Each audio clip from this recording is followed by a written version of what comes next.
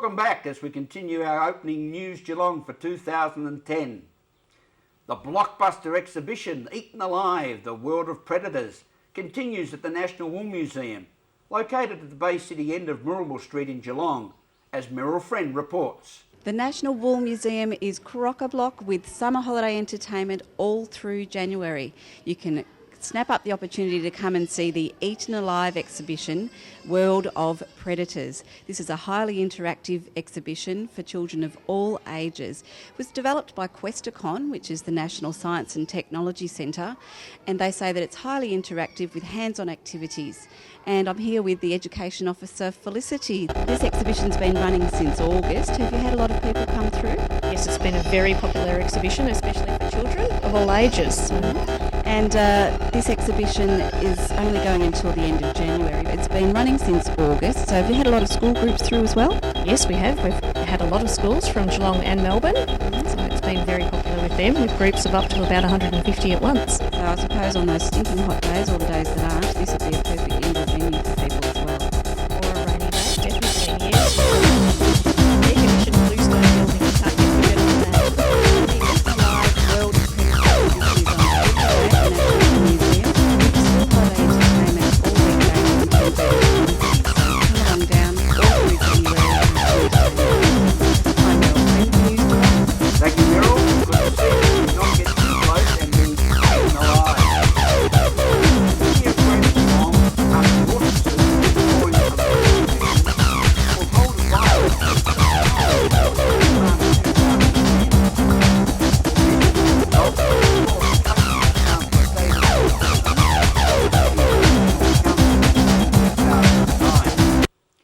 Erin Pearson spoke with the first nominated candidate for the by-election, Mr. Eddie Cantell. First to raise his hand for a by-election, following David Saunders's disgraced exit from the Cowie ward, Eddie Cantell isn't new to the election process. Born and raised in Bellpost Hill, the cycling enthusiast came second to Saunderson in the 2008 Cowie ward election. Running as an independent, Cantell, little brother of Kildare ward's Stretch Cantell, Eddie promises to bring a lot of change to the local ward. Eddie, why have you chosen to elect for the Cowie ward? I guess given my connection with the ward, I was born and bred in Bellpost Hill, educated at the local primary school there and then onto the former Bell Park Technical School. Over the last several years, I've just noticed a lack of focus on many of the standard services that you expect to receive in the ward, and also some of the bigger issues such as the golf course and the Western Heights development that just really haven't had a focus on it. So I see council as a vehicle that I can use which might help me to be able to assist in addressing some of those issues in the ward. Erin Pearson for News Geelong. Thank you, Erin. And remember, if you are eligible to vote, you must be on the voters' roll by 4 p.m. this Friday, January the 8th. Turning to the continued improvement in aged care facilities in Geelong, Meryl Friend visited Vincentian House in its new location in Hamlin Heights for a welcoming look, see and talk.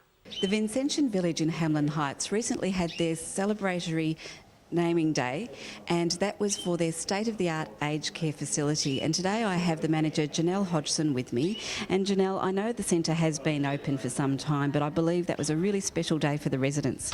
It was a special day for the residents. They decided that calling their homes House 1, 2 and 3 was rather impersonal and not very home-like, and they had a ballot, put in lots of different suggestions, and in the end we decided that we would like to signify our Australian culture by naming the houses after Australian native plants, and also looking at our political structure, I guess, and named one of them Kirribilli Cottage. And House 1 became Silver Mallee Cottage, House 2 Rose Gum Cottage, and the third house is called Acacia. Each house is connected through walkways which are all under the one roof, and we've named those walkways as well, trying to think about Geelong in particular. So we have Cardinia Parade, Woolstall Walk and Ford Lane. I'm Meryl Friend for News Geelong. Thank you, Meryl. Another benchmark facility in the important area of aged care in Geelong. Australian tourism has the 3 R's: the rock, the reef and the road. The road, of course, our own Great Ocean Road, a man-made piece of national significance that dates back to the end of the First World War. Hannah Gleeson reports on moves being made to list our road as an official national icon of our great history.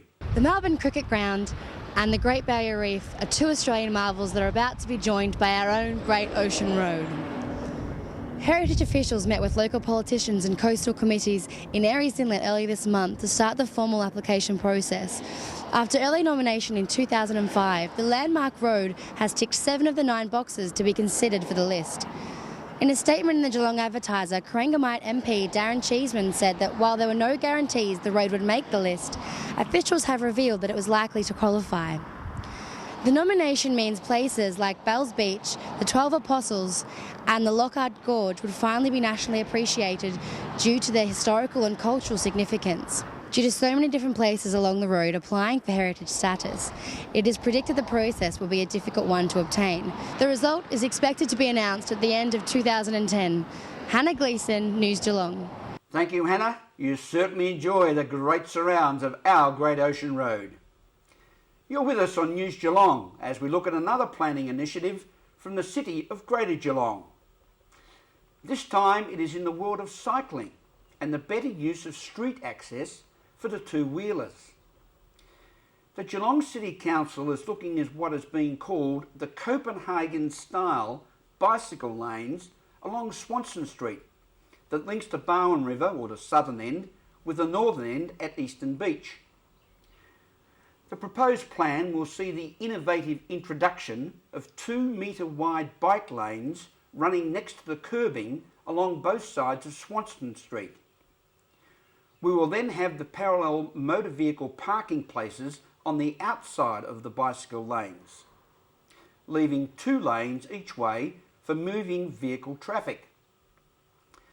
The bicycle lanes will also have links with the current Bellarine Rail Trail and, of course, the South Geelong Station.